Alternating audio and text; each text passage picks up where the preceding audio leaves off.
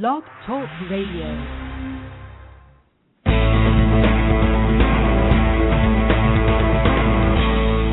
Welcome to Sex, Lies, and Consciousness with your luscious hostess, May Vu, broadcasting live every Monday at 12 noon Pacific Time. Happy Monday, everyone. I am May Vu, your radio show host, and I have a very exciting conversation lined up for us today. And to add to the excitement, today I'm broadcasting from the Rainier Club in Seattle, Washington. It is my very first Sex, Lies, and Consciousness show that I'm doing on the road, and I hope that it's the first of many. Today, I'm just adding to my excitement here. Today I have in the studio with me a dear friend of mine, Kevin Schmidt. Kevin used to be a DJ in the old radio days. Not that old. Before any Joe Blow like me who can have a radio show on the internet, Kevin was the voice at night. Is that when you do it? Sometimes at night, sometimes in the middle of the day. Yes. I was not a vampire. And you can see his voice sounds so beautiful, and of course that's why he's a DJ. Anyway, so Kevin is heck of talented and very entertaining, and he can make really great fart sound effects. So I'm kind of hoping that he would do his whole routine of fart sound effects on this show today. I'm sorry. I think there's a technical problem with my microphone. I'm not sure it's working correctly. He just didn't, he teased me with this a long time ago when we were on vacation on the road together with his wife, and now, it's forever imprinted in my head. And today's topic is about hot sex after 60. Did you know that we were going to talk about hot sex after 60, Kevin? What? I asked him if he wanted to know, and he said, you just tell me on when the show starts. I'm like, yeah. And we have with us Joni Yanusis. Is that how I say it? Yes, that's really good. I'm impressed. Joni Yanusis and her partner, Roy McMaster. Joni is a new friend to me, and she is a relationship and retreat coach. And Roy is in the beautiful financial industry. And Joni and Roy are going to chat with us about their sex lives, Joni being 60-something and Roy being the big 70-something. And they are gleefully and excitedly wanting to share the good news. Sex, as they are discovering it, can be really hot and fun, new and exciting in this new phase of their life. So welcome, Joni and Roy. Thank you. Thank you. Thank you for inviting us.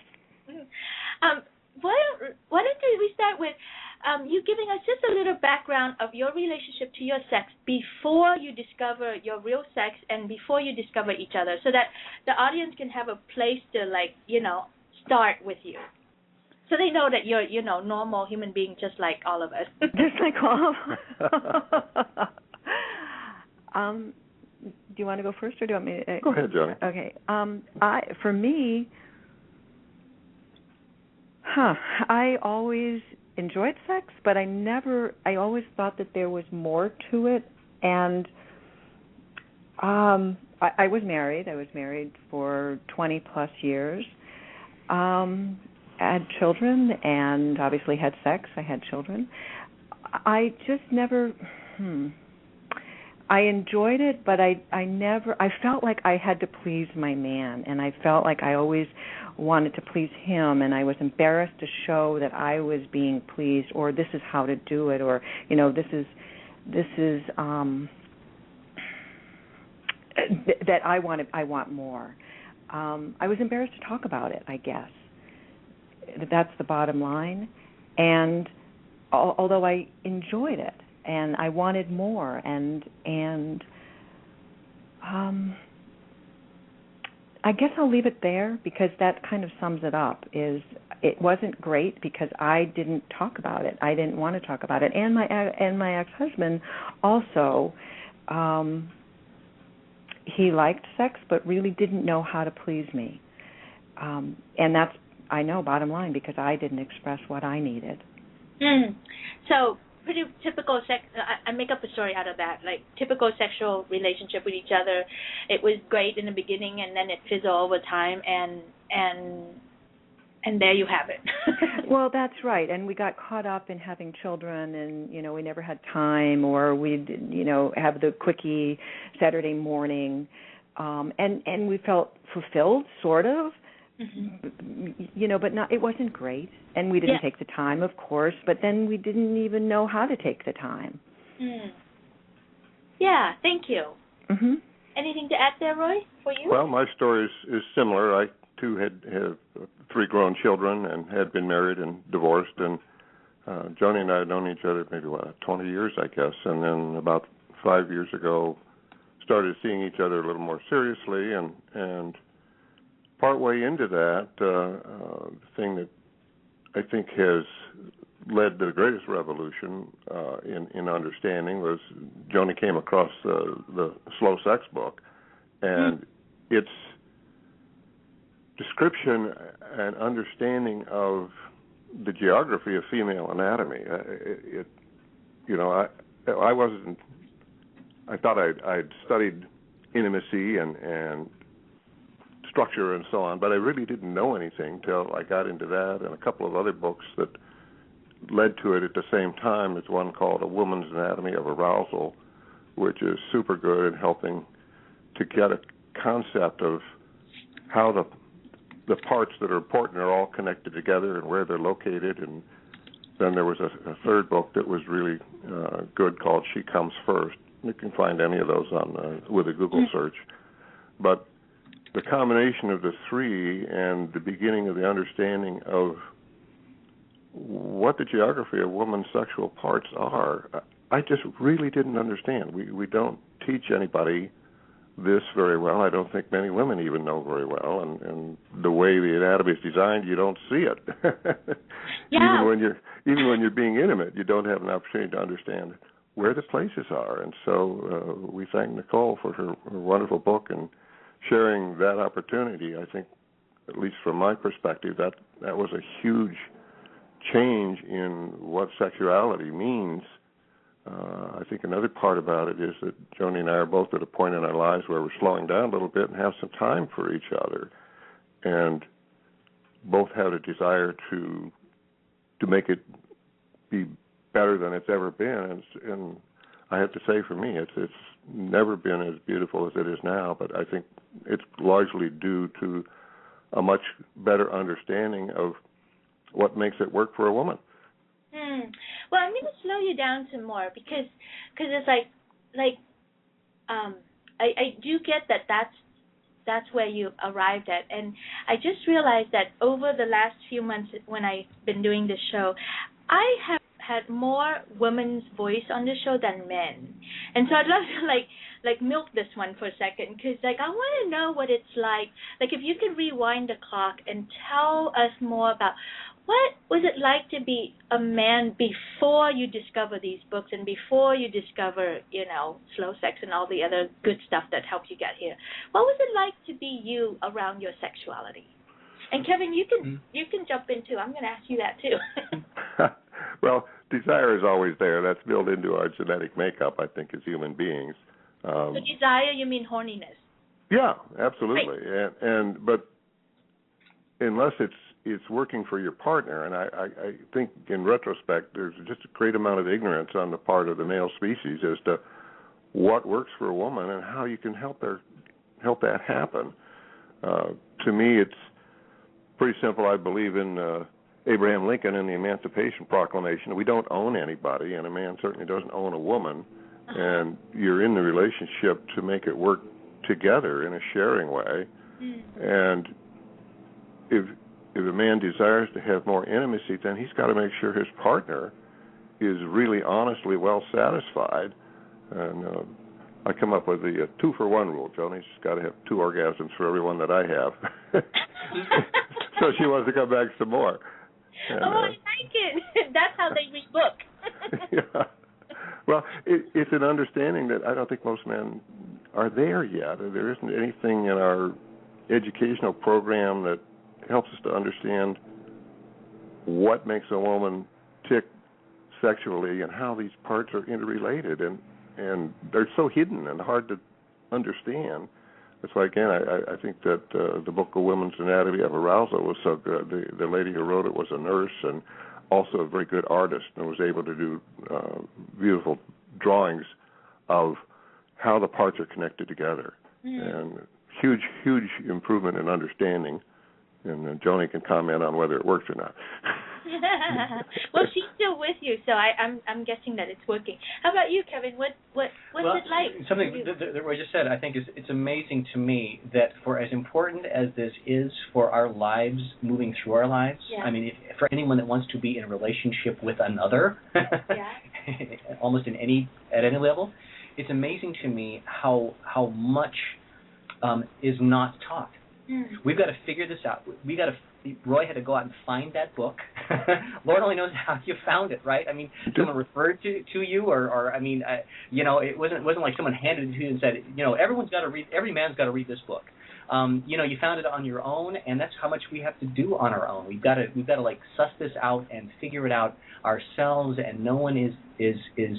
We're not being sat down when we're 12 and told this stuff.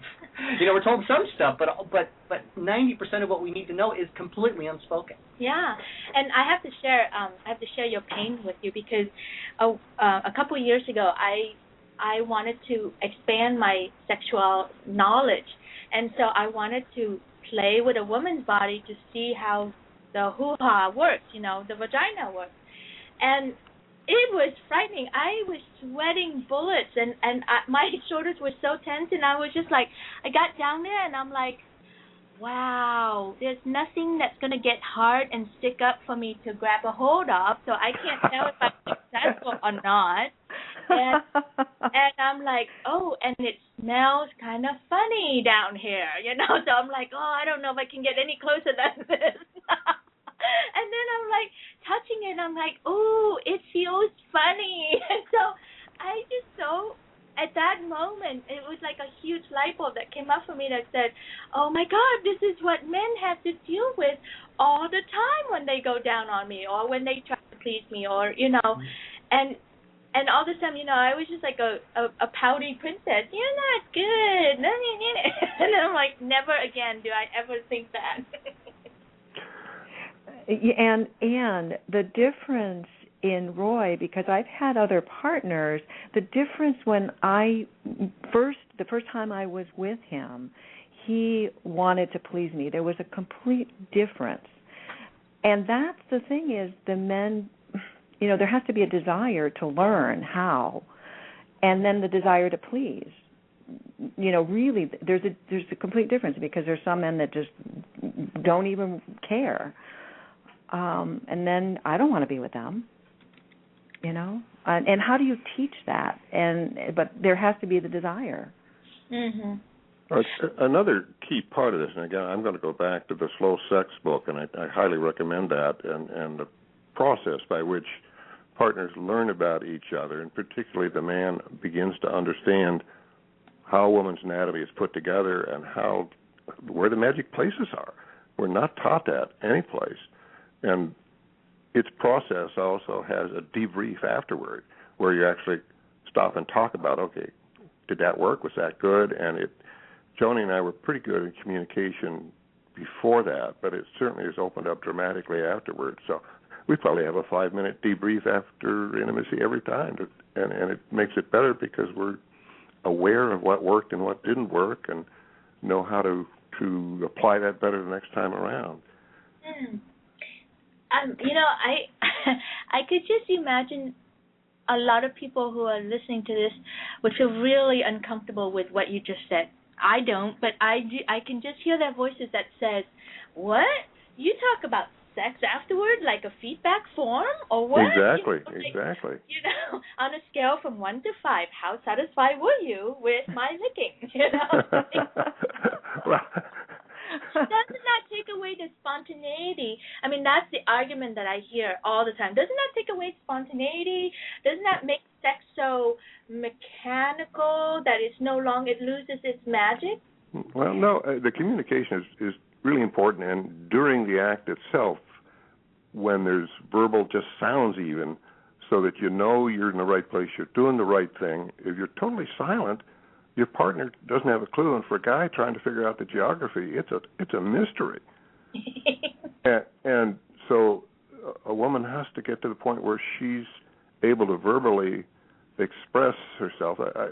Lots of books have been written saying part of the difference between the man and the woman is the woman feels things, and we're somehow supposed to pick up on that feeling and know what it means. But no, guys are kind of dumb. We need words that say a little to the left, a little to the right, higher, lower. Then we can react and do something positive for the. Right. So Joni, I want to hear a really straight statement. Like, what are some of the things that you learned to say? Yeah. That one. Okay. I mostly I just moan a lot, or I just say oh, or I push closer, or I get louder verbally. I don't. For me, I think when he learns the most is the after. When we're talking afterwards, the debrief. During, I am very vocal, and that's something I've had to learn because we've talked about it. You know, he has said, "I really want to know," and still, for me, I am so into my body right now, or while I'm having sex, and that for me, just giving the verbal ooh, ah, being louder. And moving my pelvic area in a direction that shows him that this is what's pleasing him, or pleasing me. And then afterwards is the debrief is when I think that he learns the most. Well, I want to just even expand on that. Our ability to moan and allow our sound to come out and allow our pleasure to come out is a huge thing for a lot of people, because we have been trained to, not too loud, honey, because the guy next door to our hotel room might hear us, or mom and dad might hear us, or the kids might hear us, right? And so we spend our whole lifetime suppressing ourselves and thinking and training our brain to think that the sounds are inappropriate because we're doing something inappropriate. So just even opening your mouth out and let yourself moan. And I even find this with my own partner. Like, I am pretty verbal and have a lot of fun with my sound, and I like to wake up the cows, as I like to say. But I can tell, even when he comes, he doesn't say anything. He'll just kind of nothing, and I'm like, why not? Where did it go? And so it gets swallowed. So unleash that. And then, and this reminded me too of when I was giving birth, and somebody say, you got to open your mouth wide and let the sound out so that your vagina, your cervix will open. So when our mouth that makes sense. Our vagina opens, and then that makes things, Mm-hmm. more. Well, that's relaxing and really being in the moment. Yeah. And not thinking, I sound too silly, or but it's just that's what you're feeling. Yeah. And it feels so much better when you can be real. Be real and also be sexy too. Well, to be sexy, and that's what I didn't know. See, I didn't know men liked that. I had no idea. I had no idea that being wet turned them on. Yeah. Okay? Yeah, I had no idea. I mean, until I had Roy as a partner, who I was able to be open up. And I'm not shy. I mean, I've never been shy. I've always, liked sex and, but not like this, that I've been able to really be open and had a partner that would tell me, oh, yeah, when you're wet, this really turns me on. Oh, really? I didn't know that, because I was embarrassed that I got wet. Oh, this is kind of gross, So now I know, this is cool. Well, even though it's a natural thing that you get turned on. Well, it's a needed part of the experience. Without the lubrication, it's lubrication is a magic that allows, I don't know, some sort of electrochemical thing to take place between the two parts of flesh that are separated by the lubricant and enhances the whole experience. And the natural lubricants are, of course, the best, but artificial ones are available and ought to be used because dry sex doesn't work.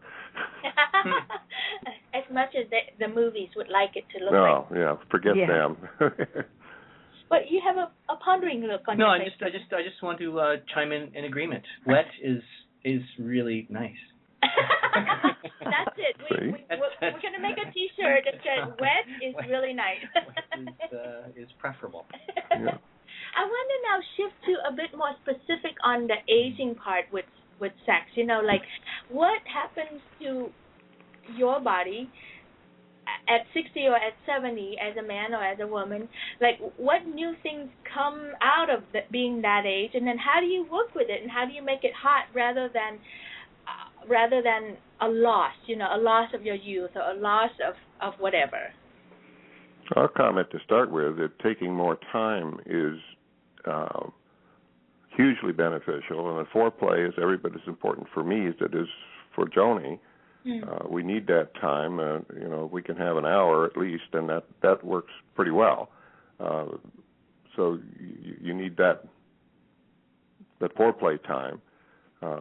Also, as a wait, hold on a second. This is really important. We can't speak in code on this one because I know that a lot of men who turn 50 or 50 plus, something like that, and then their cock doesn't work the way it used to anymore. Yeah, I was going there. Fortunately, we have some chemical assistance that makes a big difference. I've tried Viagra, Levitra, and Cialis. I happen to be using Cialis, but it's really, really magic in that it allows me to get an erection, which is necessary in order to have a good orgasm. You can't have an orgasm without it, and so that's a critical part. And if guys are too shy to ask their doctor about it and get the prescription and use it, then they're missing a huge, huge benefit because, at least for me, the slower, more informed, enlightened sex that Joni and I are experiencing together is way beyond anything I ever experienced in my life beforehand. And I just wish I'd figured out some of this stuff 30 years ago or 40 years ago. But at least finally figured it out, and we're able to go to a whole different level from where we had been prior to now. How about you, Kevin? Where are you on this thing? But I just want to actually jump right in right there, because what Roy just said is pretty important, and I don't want it to be missed. That not only is sex doable, attemptable after 60, but the claim you just made is that it's the best you've ever had. Absolutely. Yeah. Another piece of that is I have to be rested, or if we're trying to make it work, maybe we just need to cuddle for a half an hour and then go at it again. And certainly, if I'm tired at the end of a work day, next morning works a whole lot better after a night's rest. Yeah. And so where are you, Kevin, on this spectrum of men and your cock and sex? Like, are you? Well, I can just, as he was mentioning the various chemical assistance, I'm actually at 55 really happy that at this juncture I don't need to go there. I'm fairly certain that there will come a point where I will need to do that or want to do that, or perhaps choose to do that. But at this juncture, it's still working as it worked when I was, younger, and I'm really happy about that. As is my partner. she's also, I'm fairly certain pleased with that. And I don't know. I just think that part of what's happening though too is to also explore all the other aspects of it, not just that particular part of it, if you know what I'm saying. I think that a particular 6-7 inches or 8 or 9 inches that your hands are gesturing right now. Somebody's making up a story here. think it's why women generally have such a very bad gauge of size and distance is because for generations they've been told that this is 9 inches, and I'm holding my fingers about 4 inches apart. So I know. He's and his hands are like that. So it's our own fault. It's our own fault. Oh, that's too funny. I think it's warming up now. Well, I just want to sort of back up to that a little bit. That the male member is just part of the story. It's certainly not the entire story. Oh, I have another dear friend, Stephen, who's been very patient and on the line, and he wants to add to the conversation. Join the conversation, Stephen. Hello, May. Hello, everybody. Hi, Stephen. Stephen is calling in from Colorado. We are right now in Seattle, and Joni and Roy are in Pennsylvania. Isn't that exciting? Cool. We cover the country. Do you want to add anything, Stephen? Well, just that I'm only 50. I know that I'm on the way to. I'll be making modifications, I'm sure, someday, along with everybody. And I got a better thing to add. I don't intend to stop. So, and I don't think anyone else needs to either. If they want to keep going, I guess that's a good way to start. Yeah, thank you. I remember when I first. My boyfriend is 62, and when my girlfriend's 62. When I first got together with my boyfriend, he just entered that phase where his equipment was not working the way he used to know of it, and it was really hard. I remember hearing some of the conversation that he shared with me about how much he missed his own ways of being a man in the world, how much he missed how his cock used to work, and how frustrating it was for him, and the numbness and all this stuff, and it just was really amazing for me to witness that conversations that he had with himself, about that. So that change really can really impact a man's relationship to his sexuality in a huge way.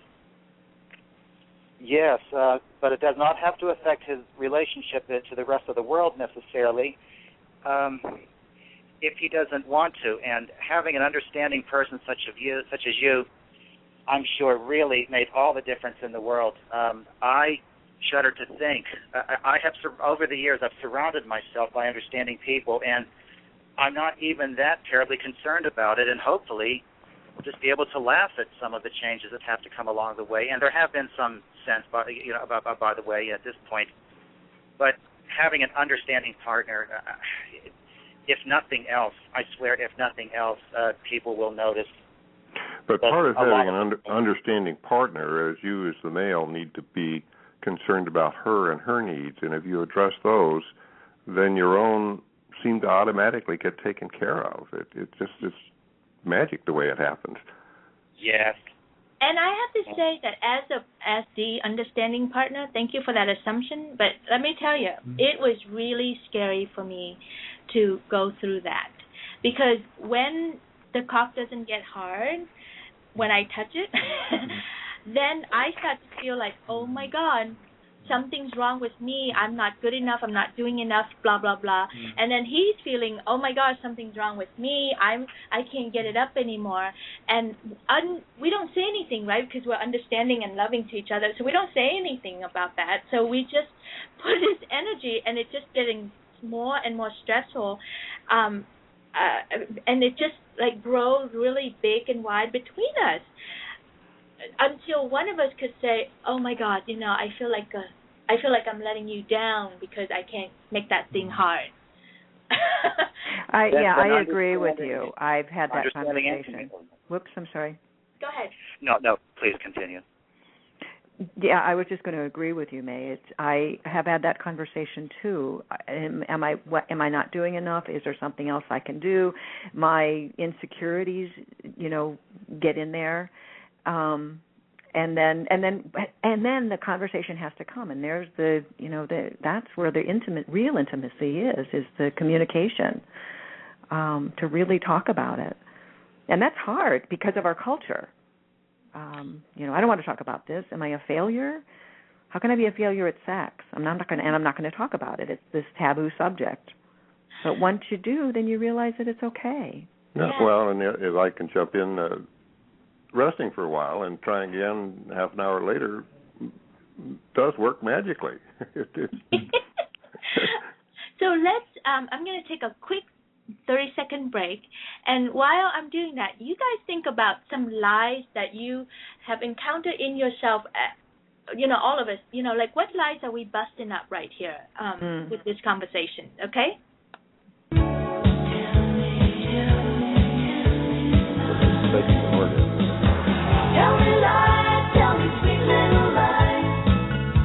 May is always looking for new angles on sex and lies to raise our consciousness. If you have ideas for a show, please contact her at may@mayvucoach.com. That's MAI@MAIVUcoach.com. Or go to her page on Facebook, Sex, Lies, and Consciousness. While there, please like her page and add your suggestions. Tell me lies, tell me sweet little lies.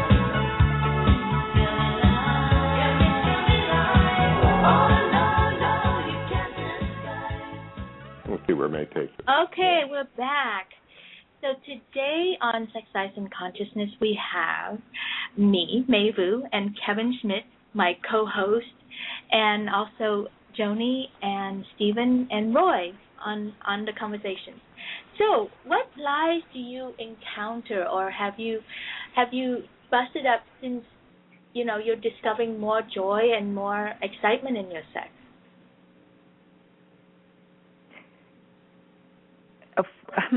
For me, being 60, I don't have a 20-year-old body anymore. And my boobs sag. Nicely. That's nice, Roy. And so I was a little self-conscious of that. And so those are lies that he's not going to be attracted to me because I am, not the younger woman, the firm younger woman. I guess that's one lie. That's a huge lie. I want to slow that one down because before the show, Stephen sent to me this link called hot60club.com. Have you seen that, Kevin? Mm-hmm. You've seen it? Mm-hmm. Awesome. Kevin's seen it, of course. So hot60plus.com, and it has pictures, naked pictures of women over 60, naked, even being fucked, and it's a beautiful sight. And I have to tell you, I had a hard time looking at those pictures. I'm just like, oh, I'm so close to looking like that.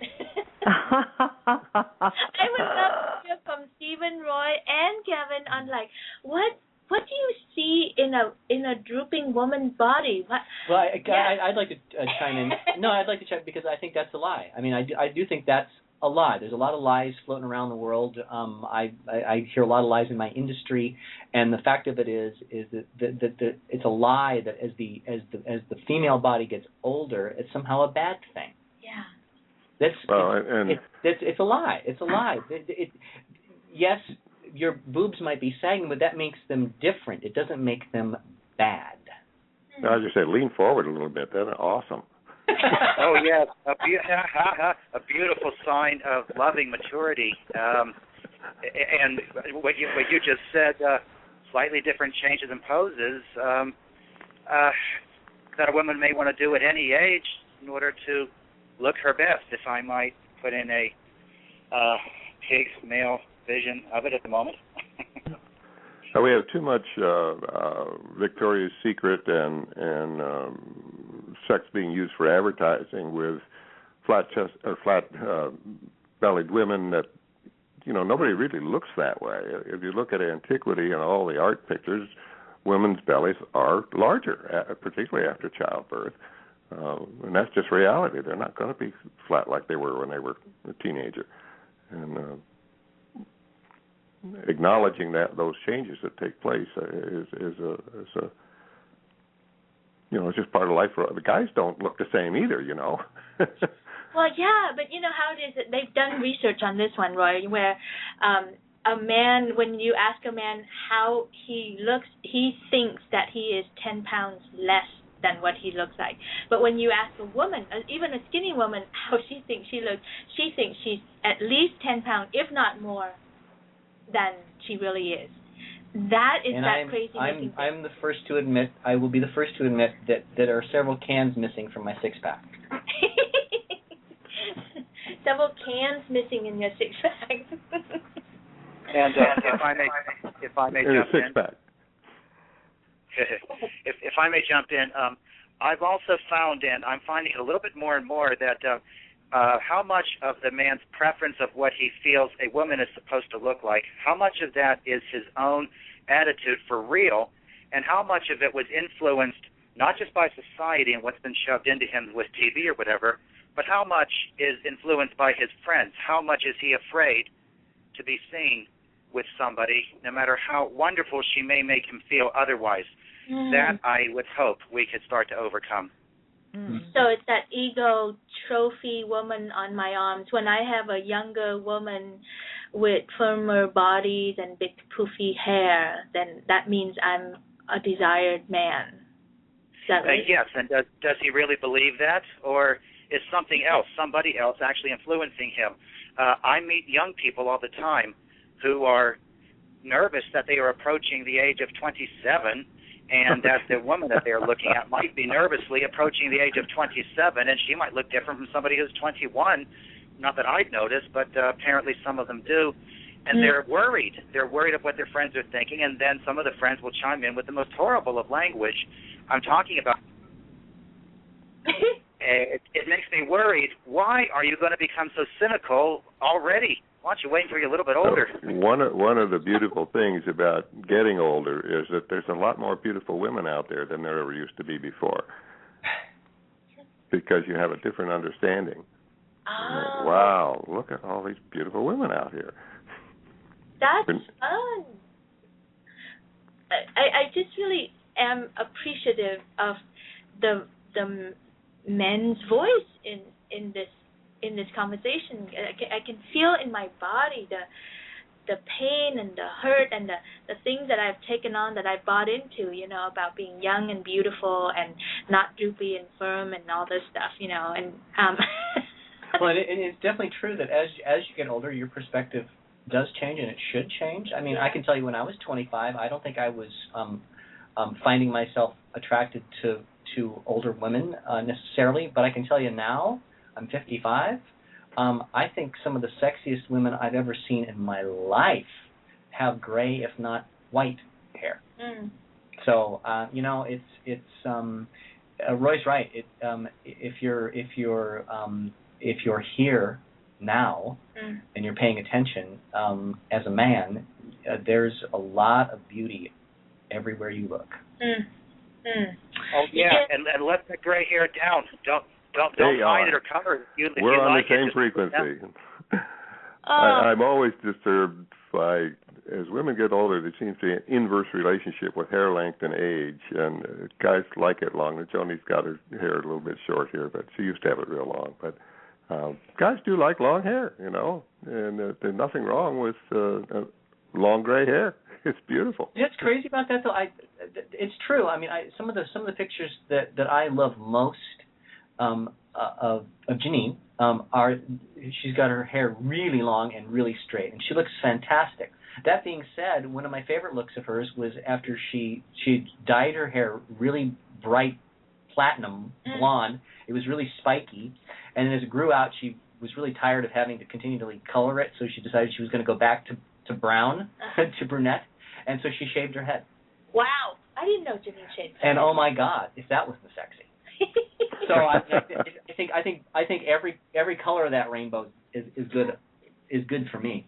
I do have to say that long hair thing made me think about that too. It's like when I started dating again at 40, that was the number one advice that I got from all my girlfriends and some men. is that long hair are more desired to men than short hair. That was really shocking to me. I was like, really? It matters that much? And I swear to you, it does matter. I have I've done so many experiments with myself, walk into a room with my hair bunded up or with my hair long flowing down. And, it's part of this lie thing, right? I mean, it's a two-way street. We don't want to think that our look matter that much, and yet it does. And men do prefer longer hair than short hair, and that hair that are black and brown and colored, rather than gray hair. I mean, typical. You three men are slightly different than the typical 99% of the men out there, I have to say. Thank you. Yeah. We probably wouldn't agree to be on the program if we were the same. Thank you for noticing. I'd like to add another comment. I think on the short hair thing. Why is that? I'm thinking, as a child growing up, when a woman got really angry at you, what did she look like? And it seems like maybe a short-haired person was the one who screamed at you and yelled at you, and so you carry that imprint with you the rest of your life. Wow. Wow, that's an interesting connection. I vaguely remember seeing this somewhere about something about long hair. I wish I could pull it out and impress you all with a statistic on this one, but long hair does mean something psychologically to men, and so it's more desirable. Well, look at all the Disney fantasies, with Snow White and Cinderella and all of those princess-type caricatures all had long flowing hair. Yeah. So that's where the guy gets that Snow White had her short. I take that back, but she, got kind Alice in Wonderland and all of them had the long hair, and so as a child you see that and think, that's what beauty is, and it stays with you. Absolutely. So let's see, what else that we need to cover around the sex after 60. What about playfulness and like, what are things that you were saying something earlier, Roy, about now that you don't have to worry about procreation, you are free to play. So let's touch on some of that. Well, we certainly don't have to worry about contraception, which means that we can be more spontaneous, and the only concern is if we get too loud. Why is there a concern around that? Well, when there's someone else in the house, but when why we're alone, it's wonderful to be loud and noisy. That lie. She's going to take you back to the lie. I know. Mess that lie up because I don't want it to keep going on this planet. Why is it so embarrassing or so bad that we are loud when we're having sex while someone else is in the house? Don't know. It's part of our enculturation. Let's unenculturate ourselves on that one. I'm going to chime in here too, because it stops me every single time when she's loud and she apologizes. Oh. She'll say, "Oh, sorry," and I will say, and I'll stop. I'll just I'll stop and say, "Don't say you're sorry. Do not say you're sorry. There's nothing to be sorry about." Being loud it heightens the experience. Bingo. It makes it much better. If you're stifling it, you're not allowing it to flow naturally. Exactly, and that is the thing. It's that we need to encourage each other, men and women, to be as expressive as we can be, and not to pull any punches like that. I think I just have this image of a new product that I can make, like how we have home decoration with little cute saying on the walls and things like that. So we can have one that says, "Dear guest, warning, this bedroom gets a little loud at night." Oh yeah. And I guess that goes back to the taboo of sex. Yeah. That you have sex and you enjoy it.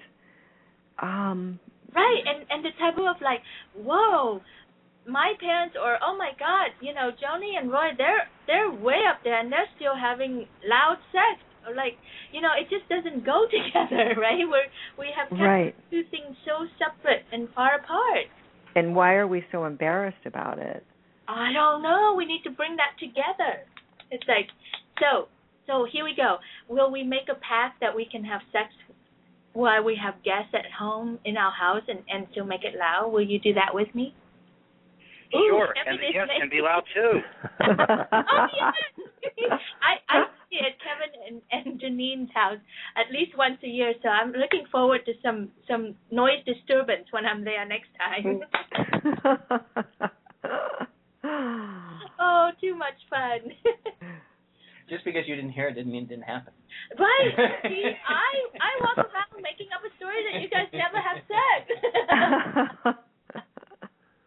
Noisy's more fun. That's right. So we're reclaiming noise in the bedroom. And I'm thinking, if I hit 60, that's it, man. All rules are out of here. Why wait? Right, exactly. Why wait? Well, honey, you know me. I already broke way much more rules than most people have. You have a point there. I do have a point. See, let's see what else. What else should we touch? Should we touch on? Stephen, you were saying something about changing our perspective around when my friends saw that I was doing a show on like hot sex after 60, some of them said, and Stephen including, like, so what's the big deal? Yes, that's pretty much what I said. Yes. So share with us your perspective. Well, I've already covered why stop, because people don't want to stop, I don't think, so keep going. But it's more than that. There's a slight chance that we may feel the need for it even more. And anything that we don't do with it is probably because we have pushed away the importance of sex to begin with. If we get to 60 or whatever age and don't want it anymore, I think it's because other parts of us have pushed it away, whereas we could have given in to more wonderful, more intimate parts that probably were coming up to begin with as we started slowing down in other areas. So we could have it even more and even more rich and even feel much nicer with it if we would just allow ourselves to. Rather than go with the rest of society and discourage it and push it away. I would add that from my perspective at 70 and Joni's at 60, I think we both have reached a plateau we've never been at before in our entire lives, and it's just magic and wonderful. And think, God, how can we help people at a younger age figure this out and get to this level of enjoyment with each other? Yes, well, and let's go to that. Think. Let's finish the show with that. Like, what are some things, some tips that younger people can, like, hurry up and learn from you and get it on? Well, what I say is don't wait until you're old to get an open mind. You're supposed to have an open mind when you're young. Try things. Just try things. I mean, try things with people you normally wouldn't have tried things with. That part of me I had easier most of my life. I've put more emphasis on how does it feel rather than how does it look. So maybe some younger people can try a little tiny bit of that so that when they start actually aging in any way, they'll be a little bit more ready for other things to come. And all of this, as I'm constantly saying, spills over into the rest of life. It's not just sex. You'll notice it in every other area. Yeah, well, for me to get where I am, I really had to get rid of a lot of the shit from my past and really work on that and really start liking myself again and loving myself again. And get rid of the lies. Yeah, you know what? While I just had that website hot60club.com, I just pulled it up, and the first thing that came to my mind, which was a total shocker for me, was I look at these older women, and the first thing that came was, oh my God, how desperate. Shouldn't you not want this by now? I mean, that's how conditioned I am, right? I look at, and the judgment is, these women are so desperate, they would put themselves on the internet and wanting sex. What's wrong with them? That's the condition that I have. That's interesting. That after a certain age, that they quote shouldn't need sex or want sex. Exactly. Oh my God, where did that come from? I have to pick that up and throw it out and burn it or something. That's just insane. Well, that's very interesting. I mean, and you start that probably at 20. Oh my God, at 40, why would you want sex? But everybody needs to be touched. And this is the most intimate way to be touched. And if you have a partner, how special is it? This is the ultimate sharing, in intimacy. And wow, if you can share this is so cool. And open up the communication. This is what I desire. Yeah. So what we're saying is that your desire never stops. So it's okay to want sex after 60, 70, 80. It doesn't make you a dirty old man. No. Or a dirty old woman or a desperate old woman to want sex. Right. And it's not even just the sex, it's the intimacy. I mean, the sex is great, but that's only a part of it. It's opening yourself up and trusting and being transparent. Yeah. And it ripples into your life. Yeah. Well, it takes away a whole lot of stress and allows you to be relaxed and open and more successful in everything else that you do, that you touch in your life, just because you are satisfied in that basic primal need that drives all of us. Well, what Joni said, it just comes down to, I think it's as simple as that. There's just no end to this until the day you die. Everyone wants to be touched, and this is just simply the we're talking about the really the most impactful way to do that. Oh my goodness, yes. Yeah. And go ahead. I want to go all the way to everyone's want to be touched, and also everyone's want to be fucked. Like to really be a champion for that desire, that place of just raw power, raw connection, raw energy exchange that we get to do when we're making love or fucking or both are equally okay and equally good to have, rather than we make up stories that by a certain age you shouldn't want sex, or that only making love means something and fucking doesn't, that's only for 20-something, horny toads to do. It's like, no, I want us to be able to have it all. There's more people that are not between the ages of 20 and 30 than there are that are. Yeah, that's for sure. You got to slow down and enjoy it more. I think Joni and I have the most fun when we can share 3 hours together in bed. It gives it a long, slow enjoyment of all of its aspects rather than a quick rush to get through. And it brings it to whole different heights. Yeah. All right, I'm going to bring us to a close for today. Thank you so much, Kevin, for being in the studio with me. That was really fun. My pleasure, absolutely. And Joni and Roy, for your yummy conversation today, and for being vulnerable and sharing about your relationship and your enjoyment about your sex. Thank you for inviting us, May. I just really think it's important to share. Yeah. And Stephen, thank you for your fierce fighting over there from Colorado. I can just feel your energy, and you had a lot to say today. Thank you, dear. And so Joni, would you like to tell them a little bit about yourself and what it is that you do and how they can find you? I'm Joni Yanusis. I'm a relationship and retreat coach. I work with couples, work with individuals, working on yourself, loving yourself, but working on communication skills, starting with yourself. And obviously I'm great. I love talking about sex, too. It's an important component of it. And it always seems to come up with my clients. I work individually and with groups. And I have a website, www.joniyanusis.com. So I'm going to spell the Januses part. Well, I'm going to you. spell the whole thing. Joanie, and then Januses. Yanusas. That's right. Yeah. Thank you so much, May. You're so welcome. That's Lithuanian, by the way. Oh, is it really? Yeah. That's so interesting. She's purebred.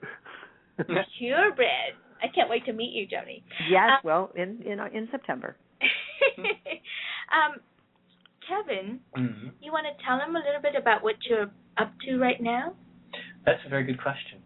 Well, I specifically wanted him to share with you that he's about to step into making some cool recording of his own. That's true. For a very long time, one of the things I was always involved in radio was music. I mean, most of the radio experience that I have is working at music radio stations and playing records for people. I mean, I did that for a decade. So very much music is a huge part of my life. I've been a songwriter since I was 10, and I've always thought of myself, until extremely recently, I've always thought of myself as a songwriter, someone who was in behind the scenes writing songs for someone else to perform.